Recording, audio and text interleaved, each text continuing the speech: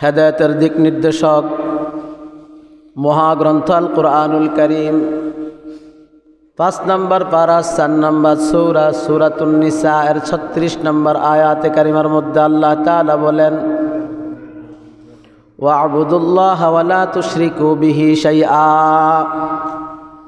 আল্লাহর সাথে কোনো বস্তুকে কোনো কিছুকে শরীক করো না, এক আল্লাহ তাআলার ইবাদত করো। আল্লাহর ইবাদতের পরে তারপরে পিতামাতার কথা আবারও এই আয়াতে কারিমার মধ্যে আল্লাহ তাআলা বলতেছেন, ওয়াবিল ওয়ালিদাইনি ইহসানা। পিতামাতার প্রতি তোমরা সৎ ব্যবহার করো। দেখেন, গত সপ্তাহে আমি যে আয়াতে কারিমাটি নিয়েছিলাম সেটি অন্য আরেকটি আয়াতে কারিমা, অন্য সূরার অন্য পারার। আজকে আরেকটি আয়াতে কারিমা প্রতিবেশীর হক সম্পর্কে আলোচনা করার লক্ষ্যে উপস্থাপন করেছি। সেইখানেও আল্লাহ তাআলার ইবাদতের পরে পিতামাতার সাথে সৎ ব্যবহারের কথা আল্লাহ তাআলা বলতেছেন, নির্দেশ করতেছেন। সুবহানাল্লাহ কন্না। ওয়া'বুদুল্লাহা ওয়া লা তুশরিকু বিহি শাইআ ওয়াবিল ওয়ালিদাইনি ইহসানা। আল্লাহর সাথে কাউকে শরীক করবে না, এক আল্লাহ তাআলার ইবাদত করো, আর পিতামাতার সাথে তোমরা সৎ ব্যবহার করো। বলতেছিলাম ভাইয়ারা আমার, পিতামাতার সাথে সৎ ব্যবহার করা, এক কথায় সৎ ব্যবহার করার বিশাল অর্থ রয়েছে। যাকে কথার দ্বারা কষ্ট দেওয়া যাবে না, অঙ্গভঙ্গিতে কষ্ট দেওয়া যাবে না, আচার আচরণে কষ্ট দেওয়া যাবে না, এইভাবে সব কিছুর থেকে যাকে সুন্দর রাখবেন, নিরাপদ রাখবেন, এটার নামই হলো সৎ ব্যবহার। এজন্য ভাইয়েরা আমার, পিতামাতার সাথে সৎ ব্যবহার করার কথা বলা হয়েছে। এমন কোনো আচরণ করা যাবে না পিতামাতা মনে কষ্ট নেয় শব্দ উচ্চারণ করে, এমন কিছুই করা যাবে না। পিতামাতাকে সন্তুষ্ট রাখলে আমার রব সন্তুষ্ট হয়ে যায়। যে হাদিসটি আপনাদের সামনে আমি বর্ণনা করতেছিলাম, পিতামাতাকে সন্তুষ্ট রেখে যদি কোনো ব্যক্তির সকাল হয়, পিতামাতার মধ্য থেকে একজন সন্তুষ্ট হলে জান্নাতের একটি দরজা খুলে যায়।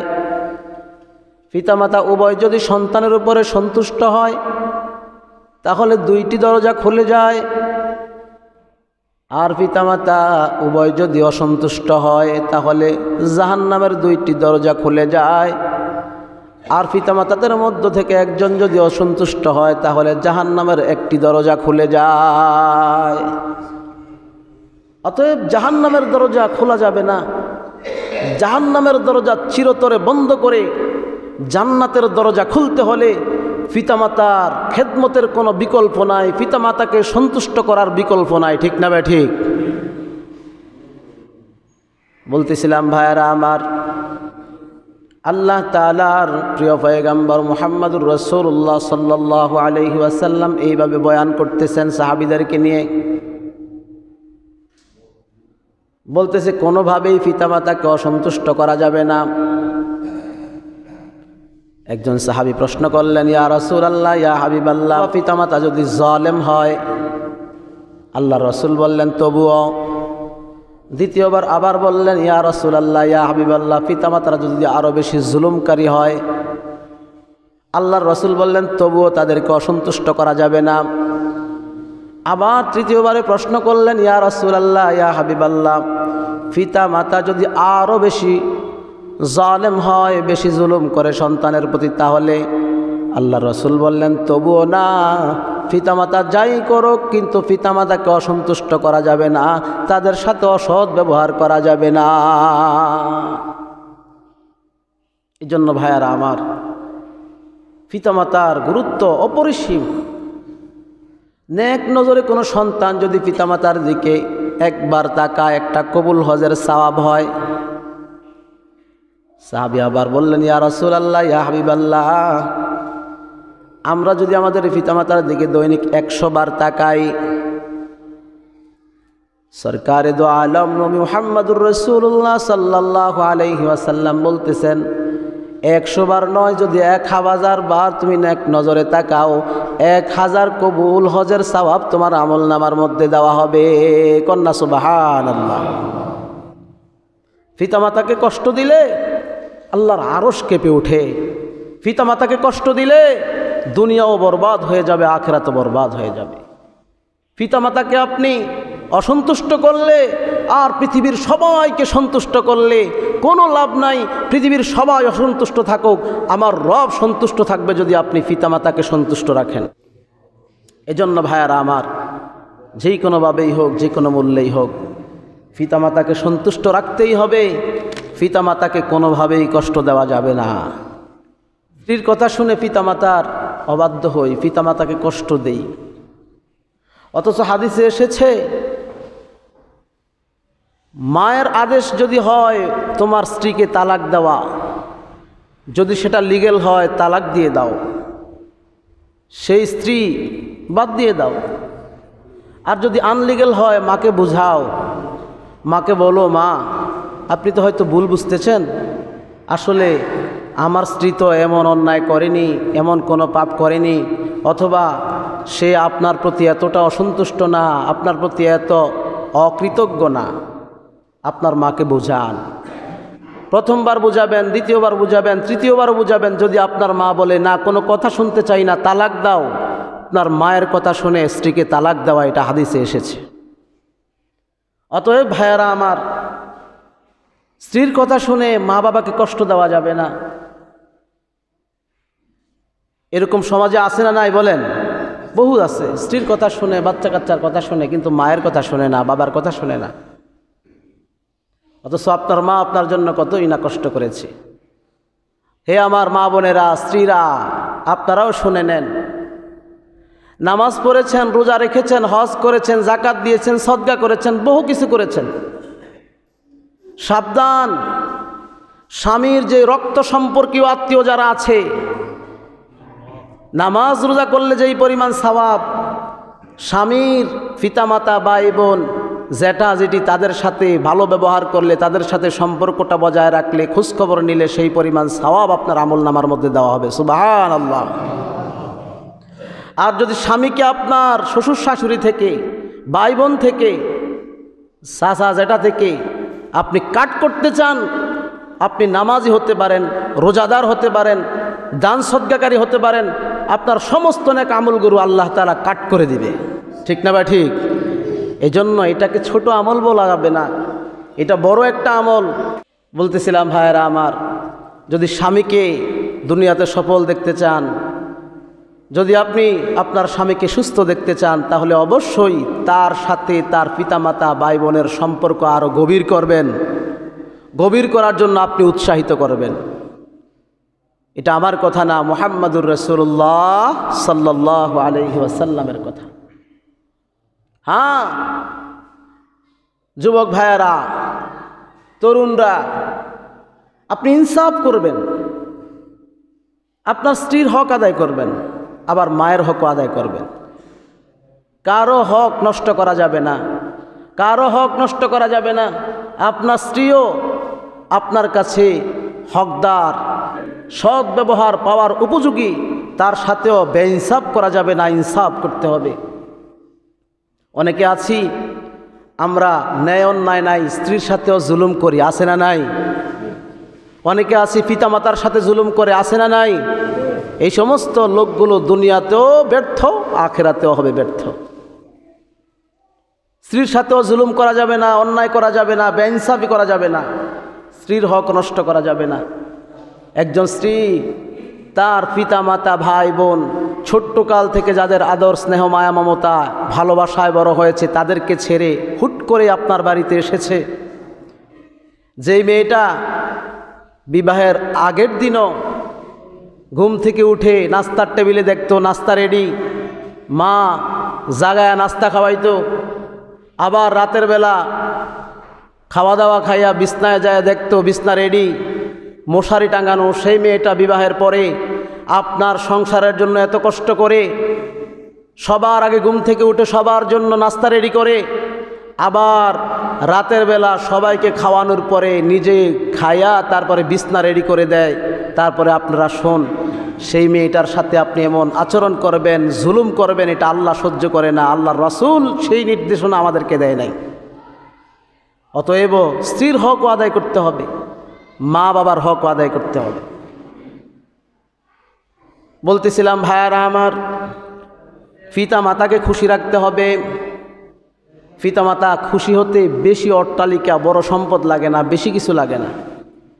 আপনি বাজার থেকে 2টা আপেল নিছেন, 2টা কমলা নিছেন, মার হাতে দেন, মা সামর্থ্য নাই, 2টা আপনার জন্য এনেছি, দোয়া করবেন। আচ্ছা বলেন, এই 2টা কমলা কিন্তু আপনার বাচ্চা কাচ্চা ছাড়া, আপনাকে ছাড়া কিন্তু আপনার মা খাবে না, কিন্তু সব সফলতা, সব দোয়া আপনি নিয়ে নিলেন, ঠিক না বে ঠিক? হাদিসে এসেছে, মা বাবা যদি হাত তুলে আল্লাহর কাছে সন্তানের জন্য দোয়া করে, প্রিয় পয়গম্বর মুহাম্মদুর রাসূলুল্লাহ সাল্লাল্লাহু আলাইহি ওয়াসাল্লাম কয় মা মুশরিক হতে পারে, মা জালেম হতে পারে, বাবা জালেম হতে পারে, মুশরিক হতে পারে, কিন্তু আল্লাহর কাছে সেই দোয়াটা কবুল হয়ে যায়। সুবহানাল্লাহ। আর যদি মা বাবা বদদোয়া করে, ঠিক তেমনি বুলেটের মতো আসমানে পৌঁছে যায়, আল্লাহ তাআলা তাদের এই বদদোয়াকে কবুল করে নেয়।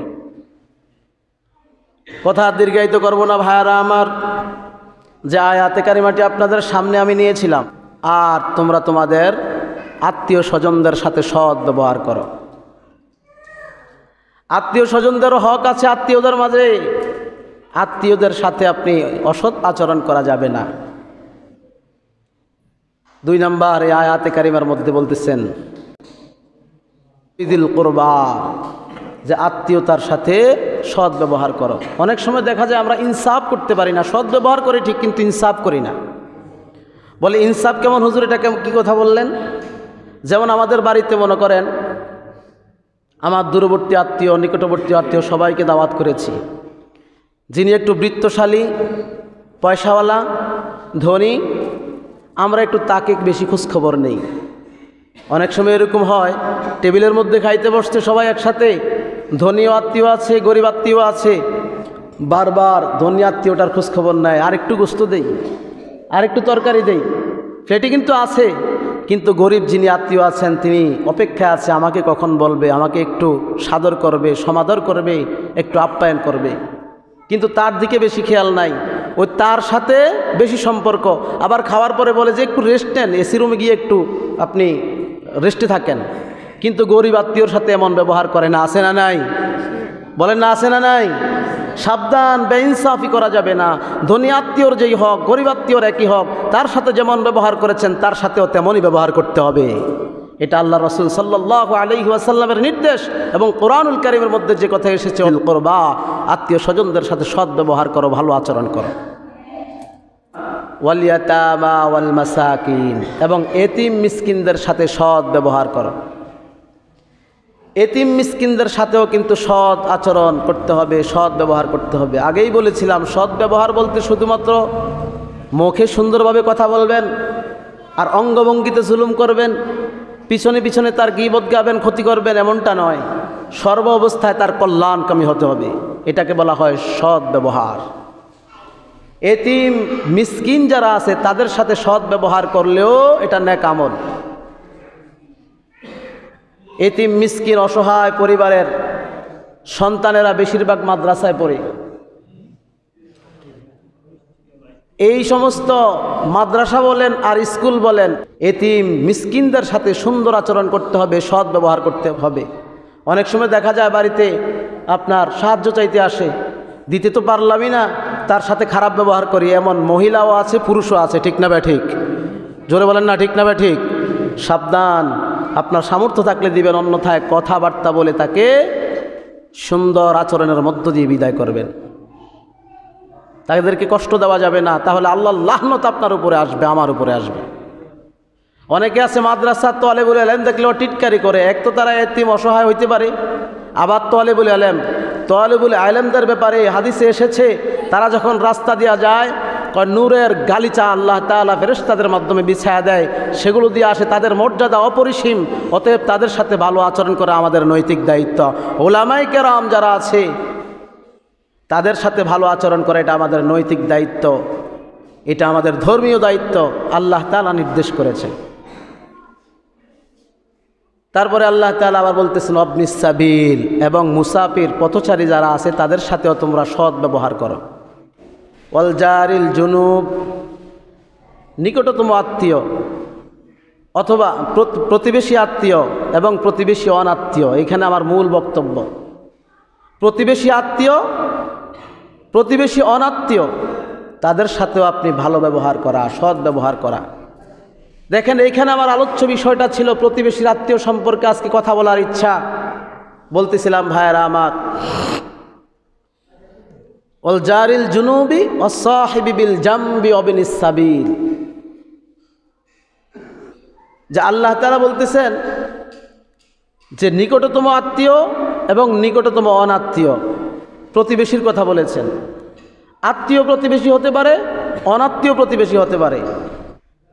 আবার কিছু আছে মুসলিম প্রতিবেশী, তারা যেমন প্রতিবেশী হিসাবে হকদার তেমন মুসলমান হিসাবে হকদার। সুন্দর আচার আচরণ করতে হবে, তাদেরকে কখনো কষ্ট দেওয়া যাবে না, অসৎ ব্যবহার করা যাবে না, তাদের খোঁজখবর নেওয়া আমাদের নৈতিক দায়িত্ব। আবার কিছু আছে মুসলিম আত্মীয় প্রতিবেশী, একদিকে প্রতিবেশী, অন্যদিকে মুসলিম, অন্যদিকে আবার আত্মীয়, তিনভাবে তাদের হক রয়েছে। আর কিছু আছে অনাত্মীয় প্রতিবেশী, শুধুমাত্র প্রতিবেশী, আত্মীয় না, কিন্তু মুসলিম, দুইভাবে আপনার কাছে হকদার, সৎ ব্যবহার পাওয়ার, কষ্ট না দেওয়ার, এমনকি তাদের খোঁজখবর নেওয়ার, একটা মুসলিম হিসাবে আর একটা প্রতিবেশী হিসাবে। আর যে কথাটি বলতেছিলাম যে অমুসলিম হলেও তাদেরকে কষ্ট দেওয়া যাবে না। অমুসলিম প্রতিবেশী, তারা আত্মীয়ও না আবার মুসলিমও না, কিন্তু অন্তত অমুসলিম কিন্তু প্রতিবেশী। এই অমুসলিম প্রতিবেশী হিসাবে আপনি তাদের সাথে সুন্দর আচার আচরণ করতে হবে, এটা আমাদেরকে ইসলাম শিখিয়েছে। মুসলমানদের এটাই নৈতিক দায়িত্ব এবং কর্তব্য। সুবহানাল্লাহ কন্যা। যদিও আলহামদুলিল্লাহ আমাদের এই 90% মুসলমানের দেশে আমাদের আশপাশে কিন্তু অনেক হিন্দু সম্প্রদায়ের লোক বসবাস করে, আমরা তাদের সাথে সাম্প্রদায়িক সম্প্রীতি বজায় রেখে সুন্দরভাবে চলাফেরা করতেছি। আলহামদুলিল্লাহ, খারাপ ব্যবহার করি না, ভালো ব্যবহার করি, ঠিক না ভাই? ঠিক। তাদেরকেও বুঝতে হবে যুগ যুগ ধরে আমরা এখানে বসবাস করতেছি, আলহামদুলিল্লাহ সাম্প্রদায়িক সম্প্রীতি বজায় রেখে সবাই চলাফেরা করতেছি। তারা তো আমাদের সাথে কত সহনশীল, এটা ইসলামের শিক্ষা, আমাদেরকে এই জিনিসটা মাথায় রাখতেই হবে। কিন্তু কিছু কিছু বিষয়ে বিভ্রান্ত হয়ে আপনারা মুসলমানদের বিরোধিতা করবেন, তা হবে না। মুসলমান এখন সব কিছু বুঝে গেছে, ঠিক না ভাই? ঠিক। আজকাল শুনেছেন আপনারা হিন্দু সম্প্রদায়ের একটা সংগঠন আছে ইসকন নামে। ইসকন এটা একটা জঙ্গি সংগঠন, এটা একটা জঙ্গি সংগঠন। আগেই উলামায়ে কেরাম, নবীদের উত্তরসূরি যারা, নবীদের ওয়ারিস যারা, তারা কিন্তু আগেই সেই ইঙ্গিত দিয়েছিল যে ইসকন নামের সংগঠনটা জঙ্গি সংগঠন, সন্ত্রাসী সংগঠন। তখন কেউ বিশ্বাস করে নাই। সম্প্রতি সময়ে ঘটে যাওয়া সেই ঘটনার থেকে এখন সবাই স্বীকার করেছে যে আসলে এটা জঙ্গি সংগঠন, ঠিক না ভাই? ঠিক। প্রতিবেশী রাষ্ট্র থেকে আমাদের স্বৈরাচার সরকার পর্যন্ত বিবৃতি দিয়েছে, যারা দিনের বেলা আইনজীবীকে হত্যা করতে পারে অবশ্যই তারা একটা জঙ্গি সংগঠন ছাড়া আর কিছুই না। আমাদেরকে সজাগ সচেতন থাকতে হবে। আমাদের ভাই অ্যাডভোকেট সাইফুল ইসলামকে আল্লাহ তাআলা শাহাদাতের মর্যাদা দান করেন, বলেন আমিন। দেশের জন্য, ইসলামের জন্য, সত্যের জন্য যারা এভাবে নিজের জীবনকে বিসর্জন দিয়েছে, আল্লাহ তাআলা সবাইকে শাহাদাতের মর্যাদা দান করেন, বলেন আমিন। কিন্তু আমাদেরকে সচেতন থাকতে হবে, বিশেষ করে যুবক ভাইয়েরা। ও যুবক ভাইয়েরা, আমরা তো আজকে নামাজে আসতেছি না, কি সচেতন হব? ইসকন নামের এই সংগঠনের বিরুদ্ধে আমাদের অবস্থান, সমস্ত বাংলার মুসলমানদের অবস্থান, উলামায়ে কেরামের অবস্থান। তারা প্রকাশ্যে মুসলমান রাষ্ট্রে অ্যাডভোকেট সাইফুল নামের যেই আমার ভাইকে হত্যা করেছে তার প্রতিবাদে এটাই বলেছি যে ইসকন নামক এই সংগঠনকে বাংলাদেশে নিষিদ্ধ করতেই হবে, এবং তাদেরকেও জানা উচিত তাদের কথায় কান দিয়ে। আর হিন্দু সম্প্রদায় মুসলমানদের বিরোধিতা করছে, সাবধান, এটা কিন্তু ইন্ডিয়া না, ভারত না, এটা বাংলাদেশ, ঠিক না ভাই? ঠিক। সাবধান, এটা কিন্তু গুজরাট না, আল্লাহর ওলিদের মাটি। সুতরাং এই দেশে সাম্প্রদায়িক সম্প্রীতি বজায় রেখে যদি চলতে চান কোনো অসুবিধা নাই, কিন্তু দাঙ্গা হাঙ্গামা করবেন, মুসলমানদের বিরোধিতা করবেন, কোরআনের বিরোধিতা করবেন, এটা আমরা মুসলমানরা হতেই দেব না। ঠিক না ঠিক? যেই যত বড় ষড়যন্ত্রই করুক এখন প্রকাশ হয়ে যাচ্ছে। অতএব আমাদেরকে সজাগ সচেতন থাকতে হবে। যখনই উলামায়ে কেরামের নেতৃত্বে ডাক দিবে আপনারা সবাই ইনশাআল্লাহ স্বতঃস্ফূর্তভাবে সাড়া দিবেন তো ইনশাআল্লাহ? সবাই হাত তোলেন, বলেন ইনশাআল্লাহ। আল্লাহ তাআলা সবাইকে কবুল করেন, বলেন আমিন। দেশ বিরোধী ইসলাম বিরোধী ষড়যন্ত্রের মোকাবেলা আমরা সব সময় করব, সজাগ সচেতন থাকব। তো কিভাবে থাকব? আমরা আমাদের প্রতিবেশী, পিতামাতা, আত্মীয় স্বজন সবার হকগুলো আদায় করতে হবে। ওয়াল জারিল জুনুব ওয়াস-সাহিবি বিল জামবি ওয়া বিনিস সাবিল, সূরা নিসার 36 নম্বর আয়াতে বলতেছেন ওয়াস-সাহিব বিল জামবি ওয়া বিনিস সাবিল। অতঃপর তোমরা সদাচরণ করবে কার সাথে? তোমাদের যারা সাথী আছে, সহকর্মী আছে তাদের সাথে। ওমা মালাকাত আইমানুকুম, অতঃপর তোমাদের অধীনস্থ দাস দাসীদের সাথে। এখন তো দাস দাসী নাই, তো এইখানে অর্থ হবে এরকম, আমাদের অধীনস্থ যে সমস্ত কর্মচারী আছে তাদের সাথে আমরা সুন্দর আচরণ করতে হবে, ভালো ব্যবহার করতে হবে। অনেক অযোগ্য বস আছেন, যোগ্যতা নাই কিন্তু বস হয়ে গেছে, কিন্তু দেখা যায় বস হওয়ার পরে চেয়ার টেবিল পাইয়া, ক্ষমতা পাইয়া অধীনস্থ কর্মচারীদের সাথে খারাপ ব্যবহার করে। আছে না নাই বলেন? সুতরাং অধীনস্থ কর্মচারী হতে পারে এটা চাকরির ক্ষেত্রে, আপনার অফিস আদালতে, হতে পারে আপনার বাড়িতে, ঘরে, প্রতিবেশীর ক্ষেত্রে, সকল ক্ষেত্রে আপনার অধীনস্থ যারা আছে তাদের সাথে সুন্দর আচরণ করা, এটাও আল্লাহ তাআলার নির্দেশ। আপনার সাথীবর্গ যারা আছে, সহকর্মী যারা আছে তাদের সাথে সুন্দর আচরণ করা, গীবত শেকায়ত সহ অঙ্গভঙ্গি, আচার আচরণ সব দিক থেকে তাদেরকে নিরাপদ রাখা, এটা আল্লাহ তাআলার আদেশ, এটা আমাদের নৈতিক দায়িত্ব, এটা একে অপরের প্রতি হক। সুবহানাল্লাহ কন্যা, এটার নাম ইসলাম, এটার নামই মুসলমান। সুবহানাল্লাহ। এজন্য ভাইয়ারা আমার, যদি আল্লাহ রাসূল সাল্লাল্লাহু আলাইহি ওয়াসাল্লামের সে আদর্শকে আমরা ফলো করি, আমাদের সমাজে, আমাদের পরিবারে, আমাদের রাষ্ট্রে অশান্তি থাকার কথা না। আজকে ইসলাম বিরোধী, রাষ্ট্রবিরোধী বিভিন্ন ষড়যন্ত্র চলছে, আমরা সবাই সচেতন হব। আর সচেতন হতে হবে শুধুমাত্র রাসূল সাল্লাল্লাহু আলাইহি ওয়াসাল্লামের আদর্শকে ফলো করার মধ্য দিয়ে। আজকে আমাদের যুব সমাজ ঠিক নাই, যদি যুব সমাজ ঠিক থাকতো তাহলে পুরা সমাজ ঠিক হয়ে যেত। যুব সমাজ নামাজি হয়ে যেত, পুরা সমাজটা নামাজি হয়ে যেত। ওই ইসকন নামের সংগঠন যুব সমাজ একত্রে প্রস্তাব করলে এটা বাংলাদেশ থেকে বেসে যাইতো। ঠিক না ঠিক? এই জন্য ভাইয়ারা আমার, যুব সমাজকে আগে সচেতন হতে হবে। কালকে আমি দেখেছি, কিসের চিন্তা ভাবনা করতেছেন, কার স্টাইলে চুল কাটেন, কার স্টাইলে চলাফেরা করতেছেন, ইউটিউব মোবাইল নিয়ে পড়ে আছেন। কালকেও দেখলাম, আমি ফজরের সময় বলেছিলাম, মোটরসাইকেলে মনে করছে যুবক মানি তো এরকম তাংফাং করা, মোটরসাইকেলে 3 জন যাচ্ছে, যুবক পিছন থেকে একজন পরে, টাকের চাক্কার তলে মাথা একবারে মজক সহ শেষ হয়ে গেছে। আপনি আমি জানি না আজকে যে বাড়ির থেকে বের হচ্ছি, ঘর থেকে বের হচ্ছি, আবার সন্ধ্যাবেলা ফিরে আসতে পারবো কিনা কেউ জানি না। ও যুবক ভাইয়েরা, আজকে আমাদের এই মসজিদে যুবক মুসল্লির বড় অভাব, আমাদের এই মসজিদে যুবক মুসল্লির বড় অভাব। আজকে সব জায়গায় ভালো কাজের মধ্যে যুবক মুসল্লিরা নাই, এজন্য সমাজের মধ্যে আগাছা, সমাজের মধ্যে এরকম বিশৃঙ্খলা। ঠিক না ভাই ঠিক? যুবকদেরকে দৃষ্টি আকর্ষণ করছি, নামাজি হও।